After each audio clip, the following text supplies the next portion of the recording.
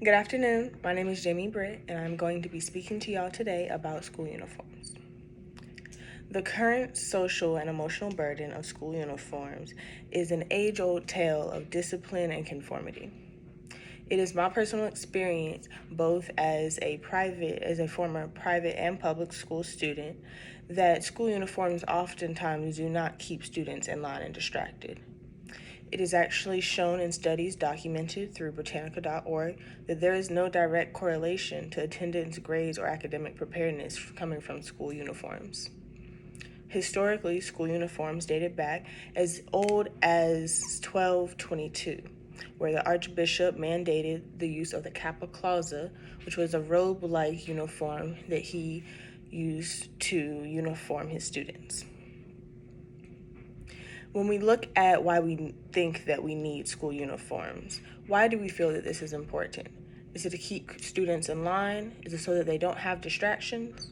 These are importance that we really have to ask ourselves as parents and educators. My first point on the abolishment of school uniforms comes from the resources. While school uniforms can be considered neat and tidy, they do not adequately inspire the resource variety of many students.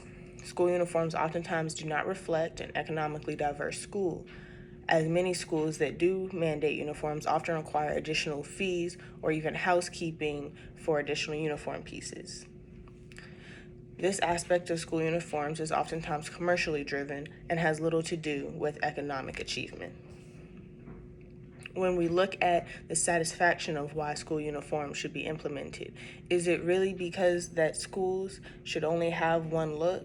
There is also oftentimes very limited variety in school uniforms, and oftentimes these uniforms do not allow adjustment for weather restrictions such as hot or cold days. My next point towards the abolishment of school uniforms comes from a perspective of ostracization. As discussed on procon.org, bullying and ostracization are common effects of school uniforms.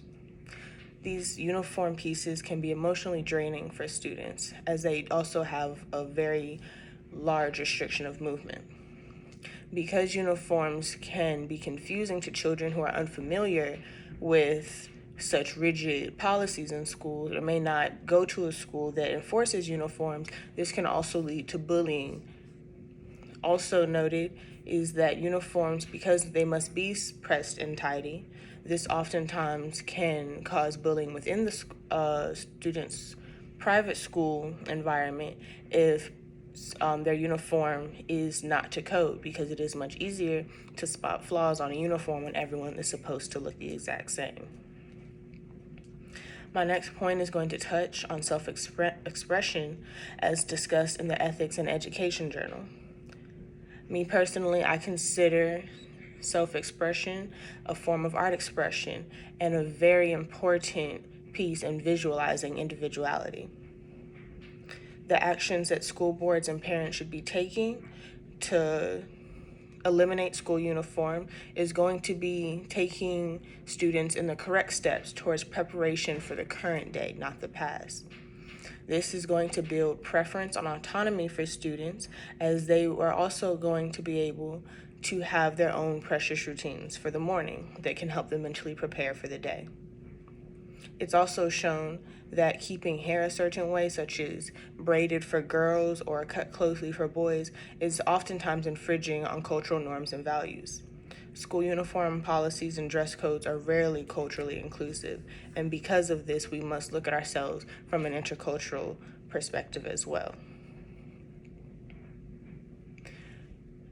As we look at the satisfaction and needs for school uniforms, we must also understand what should happen. I believe that school uniforms should be abolished, and I believe that dress codes should be lightened for students across the nation. To summarize, it is very important that we understand that uniforms constrict developing brains with unnecessary boundaries. We've been fed false norms that are outdated and come from days before our time, where we don't understand the need and the cause for all students looking the same. It is our responsibility as parents, educators, and teachers to not only understand the world that we live in, but to respect the world that our future students will endure. Thank you for listening, and have a good day.